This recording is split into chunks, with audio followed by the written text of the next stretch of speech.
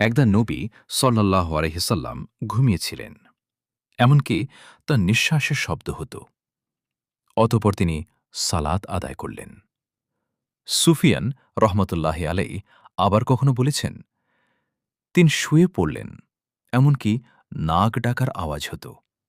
অতঃপর দাঁড়িয়ে সালাত আদায় করলেন। অন্য সূত্রে সুফিয়ান রহমতুল্লাহি আলাইহি আব্বাস রাদিয়াল্লাহু আনহু হতে বর্ণনা করেন, তিনি বলেন, আমি এক রাতে আমার খালা মাইমুনা রাদিয়াল্লাহু আনহার নিকট রাত কাটালাম। রাতে নবী সাল্লাল্লাহু আলাইহি ওয়াসাল্লাম ঘুম থেকে উঠলেন এবং রাতের কিছু অংশ চলে যাবার পর আল্লাহর রসূল সাল্লাল্লাহু আলাইহি সাল্লাম একটি ঝুলন্ত মশক হতে হালকা ধরনের উজু করলেন। রবি আমর রহমতুল্লাহি আলাইহি বলেন যে, হালকাভাবে ধুলেন, পানি কম ব্যবহার করলেন এবং সালাতে দাঁড়িয়ে গেলেন। আব্বাস রাদিয়াল্লাহু আনহু বলেন, তখন তিনি যেভাবে উজু করেছেন আমিও সেভাবে উজু করলাম এবং এসে তার বাঁয়ে দাঁড়িয়ে গেলাম।